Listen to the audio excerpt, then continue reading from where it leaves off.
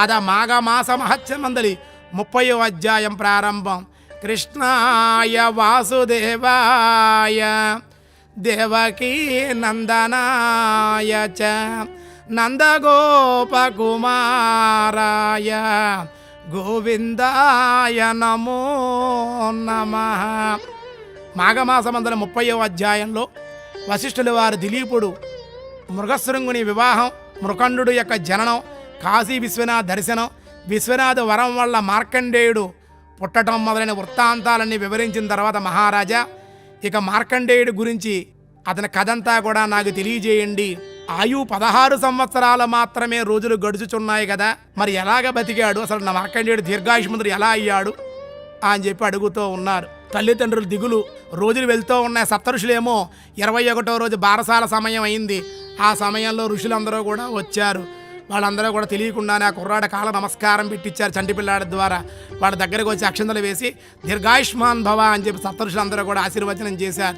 వశిష్ఠులు వారు చెప్పారు, నాయన దీర్ఘాయుష్మంతుడు ఎలా దీవించారు, మీరు సప్తఋషులు కదా, మీకు జ్ఞానం తెలుసు కదా, దివ్య జ్ఞానులు కదా, మరి ఈ కుర్రాడికి అల్పాయుష్కుడై ఉన్నాడు, వీని ఎలా దీవించారు అని చెప్పేసరికి వాళ్ళు కూడా ఆశ్చర్యపోయి ఈ విధంగా ఉన్నారు. కొంతకాలానికి తండ్రి తల్లి కూడా విచారంగా ఉన్నారు. అచిరకాలంలో వేదశాస్త్ర పురాణ ఇతిహాసాలు, శృతులు స్మృతులు ఇవన్నీ కూడా కుర్రాడి ద్వారా విద్యావంతుని చేశారు. మరుద్వతి మృకండులు నిత్యము కూడా మార్కండేయునికు కుమార, నీవు పసితనమునందే సకల శాస్త్రాలను అభ్యసించాలి, నీ బుద్ధి కుశలత అందరి మన్నలను పొందాలి, ఆనందాన్ని కలిగించే విధంగా ఆయన గురువులను, పెద్దల పట్ల బ్రాహ్మణుల పట్ల వినయ విధేయతలు కలిగి ఉండాలి, వారి యొక్క ఆశీర్వాదం తీసుకుంటూ ఉండాలి, భక్తిభావంతో మెలగాలి, వారి ఆశీస్సులు నీకు మంగళకరంగా ఉండాలి, అట్లు ప్రవర్తించమని, నీవట్లు చేసినచో నీకు ఆయుర్దాయము వృద్ధియగునని చెప్పుచూ ఉండెను. అట్లేనని 15 సంవత్సరాలు గడిచినది. రోజు రోజుకు తల్లిదండ్రులకు ఆందోళన, భయం ఎక్కువగా ఉన్నది. పరమశివుని వరప్రసాదముకు మార్కండేయుని జన్మదినోత్సవము చేయవలన తలంచి మహర్షులందరికీ కూడా ఆహ్వానాన్ని పంపినారు. మునీశ్వరులు, గురువరులు మొదలగు వారు మృకండుని ఆశ్రమానికి వచ్చిరి. అందులో మృకండుడు ఆనందించి అతిథి సత్కారములు చేసి మార్కండేయునికి వచ్చిన పెద్దలందరినీ కూడా నమస్కరించాడు. అటులనే వశిష్ఠుల వారు నమస్కరించగా ఆయన మార్కండేయుణ్ణి వారించినారు. అటుల చేసినందుకు అందరూ ఆశ్చర్యపడి, ఆ బాలుడు కొద్ది దినముల మట్టికే జీవించి మరణించగలడు, మరి మీరందరూ కూడా ఇతను దీర్ఘాయుష్మంతుడు ఎలా దీవించినారు కదా, అది ఎట్లనని అని చెప్పాను. ఋషులందరినీ కూడా పిలిపించారు, మార్కండేయుని కూడా పిలిపించారు. కానీ మార్కండేయుడు ఆశీర్వచనం చేయటం లేదన్నమాట. ఎందుకు మీరు చేయట్లేదు, ఎందుకు ఆ కుమారుని ఆశీర్వచనం చేయటం లేదు అని సప్తఋషులు అడిగారు. మీరు గతంలో మీరు కూడా మరి దీర్ఘాయుష్మంతుడు ఎందుకు మీరు ఆశీర్వచనం చేశారు, ఇతనికి అకాల మరణం ఉంది కదా, ఇతనికి ఆయువు తక్కువగానే ఉంది కాబట్టి ఇతనికి అందుకే నేను ఆశీర్వచనం చేయలేదు. పరమశివుడు ఇతడు అల్పాయుష్కుడైన వరాన్ని ఇచ్చాడు కాబట్టి కొంతకాలం మాత్రమే కుర్రాడు జీవిస్తాడు. అంతవరకు మార్కండేయుని దీవించి మునీశ్వరులందరూ కూడా చాలా విచారించారు. అయ్యయ్యో, మేము అనవసరంగా మా తపశక్తి అంతా ఉపయోగించి మాకు తెలియకుండా ఈ కుర్రాన్ని చిరంజీవిగా వర్ధిల్లాలని జీవించాం, మరి మా వాక్కు అసత్యం అవ్వాలా, మరి ఈ కుర్రాడు తరించడం మార్గం ఎలాగా అని సప్తఋషులు వశిష్ఠుడు వీళ్ళందరూ కూడా ఆలోచించి ఏదో రకంగా ఈ కుర్రాన్ని చిరంజీవిని చెయ్యాలి అని మునులందరూ కూడా ఆనందించి మార్కండేయుని వెంట పెట్టుకుని బ్రహ్మగారి ద్వారానే ఈ జగన్నాటకం మనం చెయ్యాలని చెప్పి, బ్రహ్మగారి సరిగ్గా గుర్తుండకపోవచ్చు కాబట్టి ఈ కుర్రాన్ని తీసుకువెళ్ళి బ్రహ్మగారి ద్వారా ఆశీర్వచనం ఇప్పించాలి అని చెప్పి ఋషులందరూ కూడా బ్రహ్మగారి దగ్గరికి పోదామని చెప్పి ఆ కుర్రాన్ని తీసుకుని మార్కండేయుని దోట్టుకొని మునీశ్వరులందరూ కూడా బ్రహ్మలోకానికి వెళ్ళారు. మునులందరితో పాటు మార్కండేయుడు కూడా బ్రహ్మగారిని నమస్కారం చేశారు, బ్రహ్మగారిని స్తుతించారు. అందరూ కూడా వేదాత్మనాయ విద్మహే హిరణ్య గర్భాయ ధీమహి తన్నో బ్రహ్మ ప్రచోదయాత్ అని ఋషులు, అలాగే ఈ యొక్క మార్కండేయుడు కూడా చిన్నపిల్లాడేమో మధురంగా ఆ కుర్రాడు సరస్వతీ బ్రహ్మలకు నమస్కారం చేసి బ్రహ్మగారు దగ్గర తీసుకుని సరస్వతీదేవి బ్రహ్మగారు కూడా చిరంజీవ సుఖీభవ అని ఆశీర్వచనం చేయగానే ఋషులందరూ కూడా పరిహాసంగా ఒక్కసారి నవ్వుకున్నారు ఒకరికొకరు. వశిష్ఠుడు వారు మార్కండేయుని యొక్క జన్మ వృత్తాంతానంతా బ్రహ్మగారు చెప్పారు. బ్రహ్మగారు, మీరు చాలా పొరపాటు చేసేసారండి, మేము తీసుకొచ్చామని చెప్పి మీరు ఆశీర్వచనం చేసేశారు. ఈ కుర్రాడు అల్పాయుష్కుడు, వీడికి ఆయుష్ ఇంక 1 సంవత్సరం మాత్రమే ఉంది అని చెప్పారు. వెంటనే బ్రహ్మగారు ఆశ్చర్యపడిపోయి ఎంత పని చేశారా బాబు ఈ ఋషులందరూ కూడా, అనుకోకుండా ఈ కుర్రాన్ని తీసుకొని నా ముందు పెట్టారేమిటి వీళ్ళు, నేను ఆలోచించకుండా వీణి దీవించడం ఏమిటి అని చెప్పి బ్రహ్మగారు వెంటనే ఆలోచనలో ఎంత పొరపాటు జరిగిపోయింది అని అనుకుని కొంతసేపటికి ఆలోచించారు. దీర్ఘాలోచనలో ఉండి దివ్య దృష్టితో చూశారు. భయపడకమని చెప్పి మార్కండేయుని ఆశీర్వచనం చేసి పరమశివుని మనసులో తలుచుకున్నారు.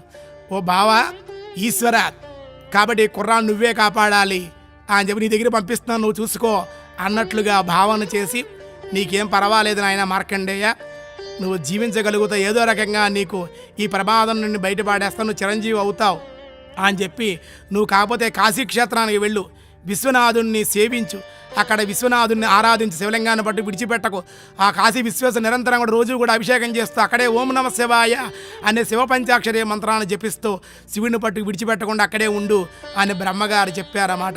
మార్కండేయుడు వెంటనే ఆనందించాడు. బ్రహ్మగారికి ఆనందం కూడా కలిసి, అమ్మయ్య ఋషులు ఒక విపత్తు తీసుకొచ్చి పెట్టారు నా ముందు, నేను తెలివితేటలుగా తప్పించుకుని ఆ విపత్తును పరమశివుడి దగ్గరకు పంపిస్తున్నాను, ఈయన ఏం చేస్తాడు, ఆవేశం ఎక్కువ, ఆయనకు ఆలోచన ఉండదు, ఎవరైనా పొగిడితే ఉబ్బిపోతాడు, బోలాశంకరుడు కాదని పాపం దయార్థమవుతాం, ఎవరైనా కొంచెం పిలిస్తే చాలు పొంగిపోతాడన్నమాట ఆయన. కాబట్టి పరమశివుడికి ఇప్పుడు కష్టం కలుగుతుందో, ఏ విధంగా ఈ యొక్క సంక్లిష్టమైనటువంటి సమస్యను ఎలా బయటపడతాడు అని బ్రహ్మగారు అనుకుంటూ ఉన్నాడు. మార్కండేయుడు ఏం చేశారంటే గృహాన్ వద్దకు వచ్చి తల్లిదండ్రులు నమస్కారం చేసి తల్లిదండ్రులు చెప్పాడు, అయ్యా బ్రహ్మగారు ఆజ్ఞ ఇచ్చారు, నన్ను కాశీకి వెళ్ళి విశ్వనాథుణ్ణి ఈ 2 మాసాలు ఉంది కాబట్టి విశ్వేశ్వరుని ఆరాధించమన్నారు, నేను దీర్ఘాయుష్మంతుని అవుతానని చెప్పి ఆశీర్వచనం చేశారు, కాబట్టి నేను కాశీక్షేత్రాన్ని బయలుదేరుతున్నాను అని చెప్పేసరికి ఆ మార్కండేయుని విడిచిపెట్టలేక ఆ తల్లిదండ్రులిద్దరూ కూడా వెంటనే, వద్దు కుమారా, నిన్ను విడిచి మేము కూడా నీ ఎడబాటుని మేము సహించలేం, చనిపోయే ముందు నీ దగ్గరైనా మేము ఉండాలి, కాబట్టి బతుకుతావో లేదో కూడా మాకు తెలియదు, చనిపోయే ముందైనా నిన్ను చూసుకోవాలి, నువ్వు చనిపోరాదు అని చెప్పి వాళ్ళు దుఃఖిస్తూ ఏడుస్తూ కుర్రాన్ని పట్టును కౌగిలించుకున్నారు. మార్కండేయుని కౌగిలించుకుని, నీ కూడా మేము కూడా వస్తామని చెప్పి కాశీ నగరానికి తల్లిదండ్రులతోటి మార్కండేయుడు కాశీ నగరానికి వెళ్ళి ఆశ్రమాన్ని నిర్మించుకుని మార్కండేయుడు నిరంతరం కూడా ఆ కాశీలో గంగా నదిలో స్నానం చేస్తూ శివధ్యాన పరుడై రాత్రింబవళ్ళు కూడా ఆ శివలింగము దగ్గరే ఉండి నిరంతరం కూడా ఆరాధన చేస్తూ క్రమక్రమంగా 16వ ఏట ప్రవేశించేసింది. 2 మాసాలైంది, 1 మాసం కూడా అయిపోయింది, ఒక దగ్గరకు వచ్చేసింది. అకాల మరణం కూడా ఒక నెలమట్టిక్కే ఉంది. మరణ సమయం ఆసన్నమైనది. యముడు తన భటులతో మార్కండేయుడు ప్రాణాలు తీసుకురండి అని చెప్పాడు. రోజు కూడా విచారణ చేస్తూ ఉంటాడు. ప్రాతకాలం మంది ఎవరెవరు పాపాత్ములు ఉన్నారు, ఎవరు ఈరోజు ప్రాణుల్ని యమలోకాన్ని తీసుకురావాలని యమలోకంలో విచారణ చేస్తూ చిత్రగుప్తుడి ద్వారా పట్టికలు తెరిచేసరికి మార్కండేయుడి పేరు కనిపించింది. వెళ్ళండి, మార్కండేయుడు అక్కడ ఉన్నాడు, వాడి ప్రాణాన్ని తీసుకురండి అని యముడు చెప్పగానే వెంటనే ఆ యమభటులు శివ సన్నిధి ధ్యాన నిమగ్నుడే ఉన్నటువంటి మార్కండేయుని తీసుకురావడం కోసం యమభటులు అక్కడికి వెళ్ళారు. వాడిని బంధించాలని సమీపానికి నిలవలేక వెళ్ళారు, కానీ ఆ సమీపాన్ని వెళ్ళి నిలవలేక కాళ్ళపాసాన్ని విసరడానికి కూడా చేతులు రాకుండా పోయాయి. మార్కండేయుని చుట్టూ మహా తేజస్సు ఆవరించి ఉంది. ఆ తేజస్సుకు భయపడ్డారు యమభటులు. అగ్ని కణం వల్లే బాధించింది వాళ్ళని. ఆ బాధలకు తట్టుకోలేక ఆ యమభటులు వెంటనే యమలోకానికి వెళ్ళి యముడు ముందు చెప్పారు, ఓ యమధర్మరాజా, మార్కండేయుడి యొక్క ప్రాణాలు తీసుకురమ్మని మమ్మల్ని పంపించారు, కానీ దివ్య తేజస్సు ఏదో అతను కాపాడుతోంది, ఆ ప్రాణాలు మేము తీసుకురాలేకపోతున్నాం ఎందుకో కానీ అని చెప్పాడు. వెంటనే యముడు మార్కండేయుడు ప్రాణాలు తీసుకురాలేకపోవటం ఏంటి కండ్లు ఎర్ర చేశాడు. యముడు వెంటనే ఆ ప్రాణాలు నేనే తీసుకువస్తాను అని చెప్పి వెంటనే అక్కడికి వెళ్ళాడు. వెంటనే యముడు వస్తున్నాడని చెప్పి ఆ యముడు యొక్క రాక కొంతమందికి తెలుస్తుంది కాబట్టి భయపడి వెంటనే ఈ మార్కండేయుడు శివలింగాన్ని యముడు ఏం చేశాడు, పాశాన్ని విసిరాడు, యమపాశాన్ని. వెంటనే ఈ కుర్రాడు ఏం చేశాడంటే ఆ కాశీ విశ్వేశ్వర యొక్క శివలింగాన్ని కౌగిలించుకున్నాడు. ఓం నమ శివాయ, ఓం నమ శివాయ అని చెప్పి ఆ శివలింగాన్ని ఒక్కసారి గట్టిగా కౌగిలించుకున్నాడు. వెంటనే యముడు వేసిన పాశం ఈ కుర్రాడితో పాటు ఆ శివలింగానికి కూడా యమపాశం పడటం వల్ల వెంటనే శివుడికి రౌద్రాకారం కలిగింది. పార్వతీదేవి కూడా దుఃఖించింది, ఎవడు మన మీదే పాశం వేస్తాడో ఎవడు వాడు అని పార్వతీదేవి పరమశివుడు కూడా ఉగ్రరూపాన్ని దాల్చారు. వెంటనే రౌద్రాకారంతో శివలింగం చీల్చుకుని వచ్చి త్రిశూలంతో యముడిని చంపేశాడు. ఈ పరమశివుడు మార్కండేయుని రక్షించాడు. యముడు చనిపోయిన వెంటనే అష్టదిక్పాలకులు, బ్రహ్మాది దేవతలు, నారదుడు, అలాగే శ్రీ మహావిష్ణువు వీళ్ళంతా కూడా వచ్చి అనేక విధాలుగా ప్రార్థించారు శివుణ్ణి. ఏమయ్యా, ఈ మధ్య నీకు చాలా కోపం ఎక్కువగా అయిపోయింది, కోపం చల్లార్చుకో, కాబట్టి ఆలోచిస్తూ ఉండు మహేష, నువ్వు అనవసరంగా యముడు తన కర్తవ్యాన్ని తన ధర్మంగానే చేశాడు, కానీ వరప్రసాదులకు మార్కండేయుడికి 16 ఏళ్ళు మాత్రమే ఆయుష్ ఉంది. అతని ఆయువు నిండిన వెంటనే యముడు తన ప్రాణాలు తీయడం తన ధర్మం, అందుకే వచ్చాడు. కాబట్టి మార్కండేయుడు చిరంజీవినిగా చేసి తీరి అందువలన మేము ఎంతో ఆనందించినాం. కాబట్టి అనుకోకుండా నువ్వు ఓం నమ శివాయ నీ నామాలు పలికి నిన్ను పట్టుకున్న వెంటనే నువ్వు వెంటనే ఆలోచన చేయకుండా వెంటనే వచ్చేసి యముడిని చంపేశావు. కాబట్టి యముడిని ఇప్పుడు బతికించాలి నువ్వు. ఈ కుర్రాడేమో అకాల మరణాన్ని పొందాడు. కాబట్టి వీడు అకాల మరణం, వీడి ఆయుష్ 16 సంవత్సరాలే ఉంది కాబట్టి అకాల మరణాన్ని పొందాలి. అందుకే యముడు ఆ జీవుడిని బంధించడానికి వచ్చాడు. కానీ ఆ కుర్రాడు నిన్ను స్మరించడం వల్ల, నీ లింగాన్ని పట్టుకోవడం వల్ల, ఆ శివలింగాన్ని పట్టుకోవడం వల్ల వాడు నీవు వచ్చి వాడిని కాపాడావు. కాబట్టి ఈ కుర్రాడు చిరంజీవి అయ్యాడు అని చెప్పి ఆనందాన్ని వ్యక్తం చేశారు. ధర్మపాలన నిమిత్తం యముడు లేకుండా లోకాలన్నీ లేవు. కాబట్టి పాపాలు చేసేవాళ్ళు ఎక్కువ మంది అయిపోతారు. ఆ పాపాలకు శిక్ష పడినప్పుడే మానవులు కానీ జీవరాశులు కానీ మళ్ళీ సన్మార్గంలో ఉండడానికి అవకాశం ఉంటుంది. కాబట్టి యముడిని బ్రతికించు అని చెప్పును. వెంటనే యముడిని బ్రతికించాడు. నీవు నా భక్తుల జోలికి మట్టికి రావద్దయ్యా. ఎవళ్ళైతే నన్ను స్మరిస్తారో, ఆర్తిగా నన్ను వేడుకుంటారో, ఎవరైతే కార్తీక మాసం, అలాగే శివరాత్రి, మాఘమాసం, వైశాఖ మాసం, మార్గశిర మాసాల్లో ఎవరైతే త్రిమూర్తి మమ్మల్ని ముగ్గురిని ఆరాధిస్తూ నిరంతరం మా నామాన్ని స్మరిస్తూ ఉంటారో, ఎవరైతే మా భక్తులై ఉంటారో మా భక్తుల జోలికి రావద్దు. ఎవరైతే పాపాత్ములు, లోకకంటకులు, నీచులు, వచనాపరులు, వంచేటువంటి వాళ్ళు, మోసం చేసేటువంటి వాళ్ళు, అధర్ములు ఎవరైతే ఉంటారో అటువంటి వాళ్ళని తీసుకెళ్ళిపో, నా భక్తుల జోలికి రావద్దు అని చెప్పాడు పరమశివుడు. హెచ్చరిక చేశాడు. వెంటనే అంతర్ధానమయ్యాడు పరమశివుడు. వెంటనే ఆ కుర్రాడికి చిరంజీవి సుఖీభవ, చిరంజీవి అవుతావు రా నువ్వు ఈరోజు మొదలు అని చెప్పి అంతర్ధానమయ్యాడు. పరమశివుని దయ వల్ల తన కుమారుడు దీర్ఘాయుష్మంతుడు అయినందుకు మృకండు మిక్కిలి ఆనందించాడు. ఆ తల్లిదండ్రులిద్దరు కూడా చాలా ఆనందించారు. ఇదంతా కారణం ఏమిటి? మాఘమాసం వ్రతం చేయడం వల్ల, స్నానం చేయడం వల్ల, దానాలు ఆచరించడం వల్ల, అలాగే నిరంతరం కూడా పరమశివుడి యొక్క పరమాత్మ యొక్క నామాన్ని నిరంతరం కూడా పలకటం వల్ల ఇదంతా కూడా కలిగింది అని చెప్పి మాఘమాసం యొక్క ఫలశ్రుతి ఏమిటి అని జఫ్ను మహాముని వృతస్యమద మహర్షిని అడిగారు. అప్పుడు చెప్పాడు, ధర్మ ప్రబోధకమగు మాసాలలో మాఘమాసం ఉత్తమమైన మాసం. యజ్ఞాలు మొదలైన పుణ్యకర్మలు చేయటం వలన ఎంతటి పుణ్యం కలుగుతుందో, మాఘమాసంలో చేసేటువంటి స్నానం వల్ల కానీ, దానం వల్ల కానీ, భగవన్ నామం వల్ల కానీ, ఈ మాఘమాస పురాణాన్ని చదవడం వల్ల కానీ, ఆ పురాణాన్ని వినడం వల్ల కానీ, ఆ పురాణంలో చెప్పబడినటువంటి నియమాలు పాటించడం వల్ల కూడా వాళ్ళ సకలమైన అనేక జన్మల్లో చేసిన, ఇహ జన్మల్లో కానీ అనేక జన్మల్లో చేసిన పాపాలన్నీ కూడా పోయి వాళ్ళు పుణ్యాత్ములు అవుతారు. సర్వ పుణ్య క్రియసారము, అన్ని విధాలుగా తపస్సులకు సారభూతమైనది, సర్వధర్మాల సారము. శివకేశవుల ఇద్దరిని కూడా ప్రీతిపాత్రముడు సూర్యుడు, అగ్నిదేవుడు, బ్రహ్మ మొదలగు దేవతలు కూడా ఆ నారాయణమూర్తిని, పరమశివుణ్ణి కూడా ఆరాధించారయ్యా. సర్వ సుఖ సౌఖ్యాలన్నీ కూడా కలుగుతాయి.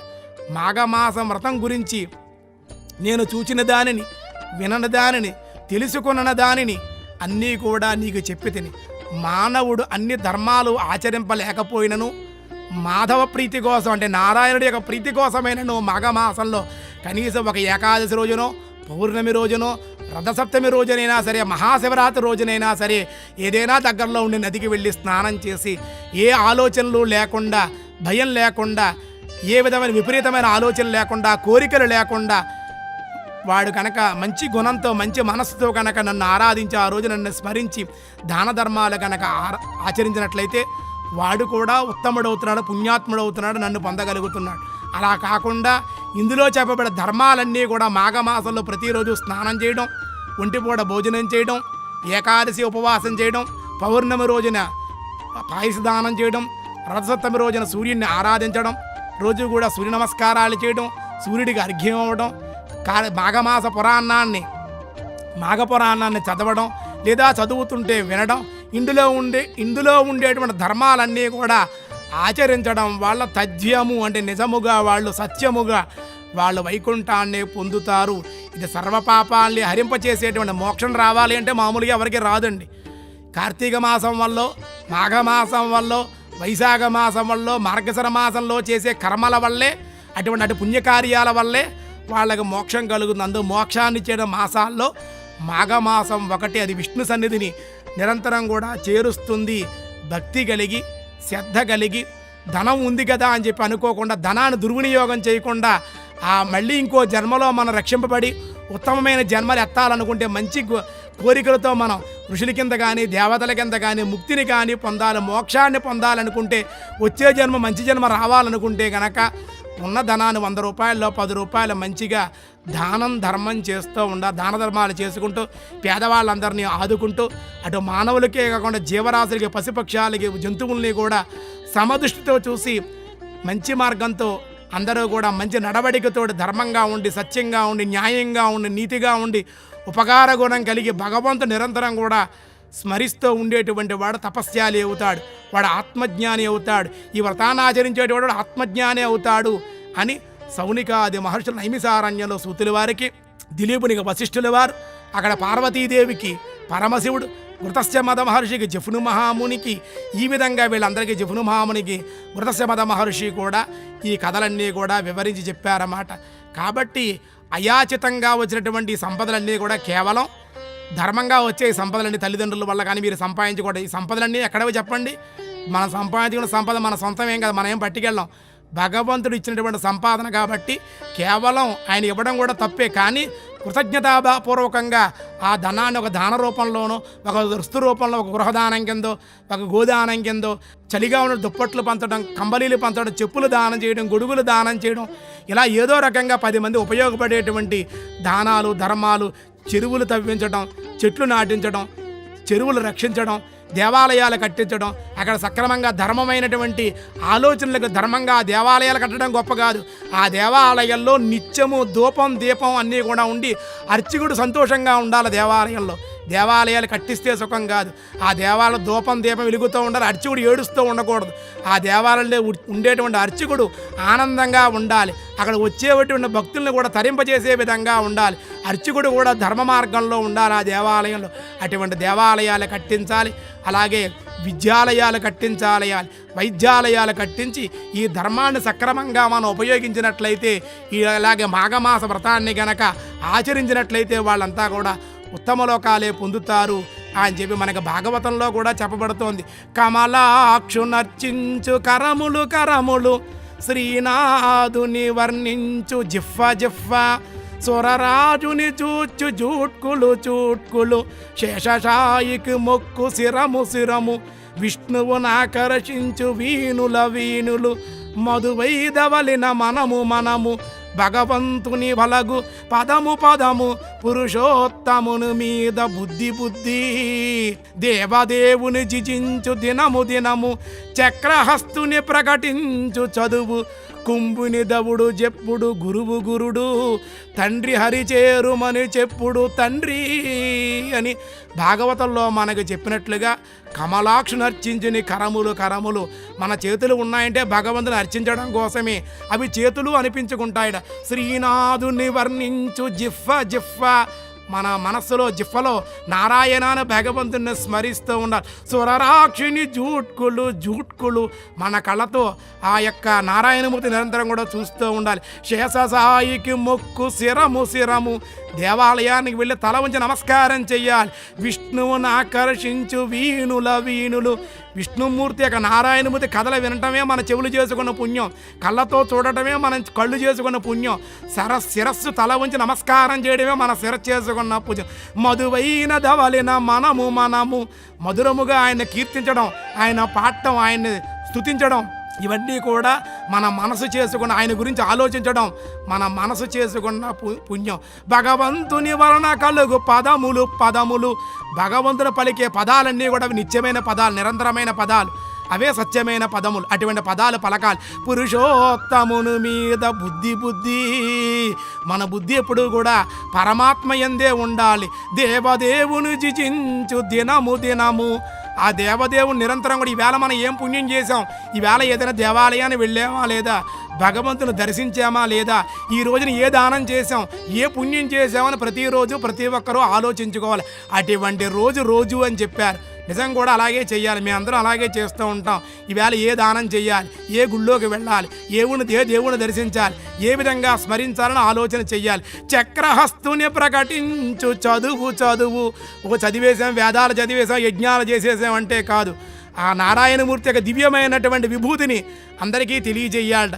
కుంభినిదవడు చెప్పుడు గురువు గురువు, భగవంతుడి గురించి ఆయన విశేషాలు చెప్పలేనటువంటి వాడు గురువే కాదు.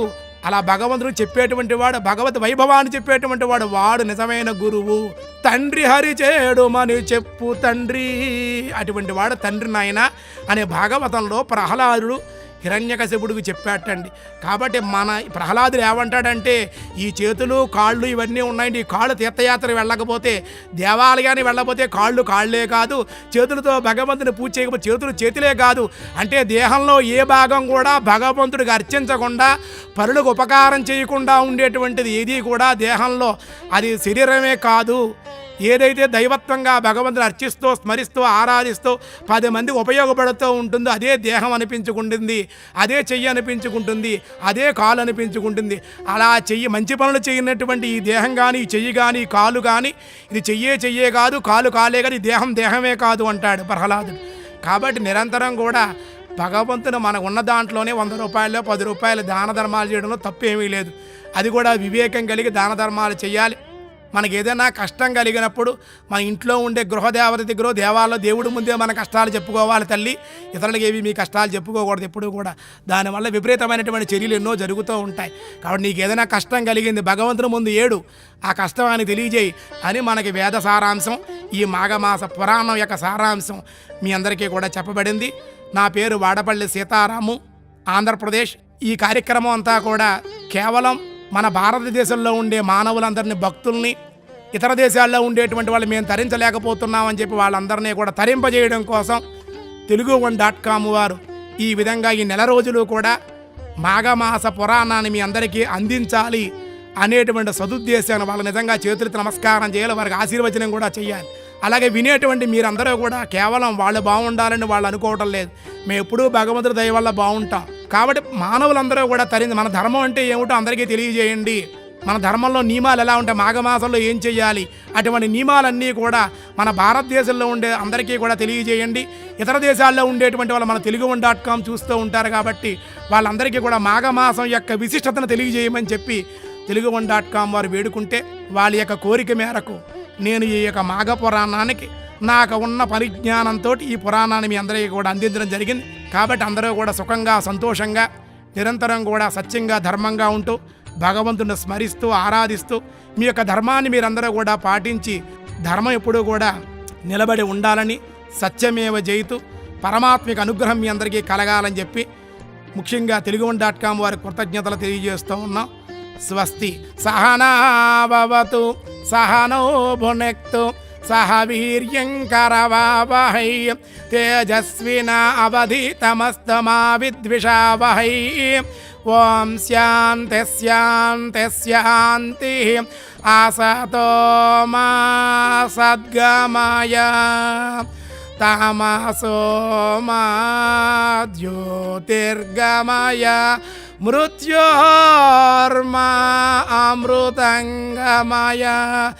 ఓం శాంతి శాంతి శాంతి. సర్వం పరమాత్మ పాదారవిందార్పణమస్తు.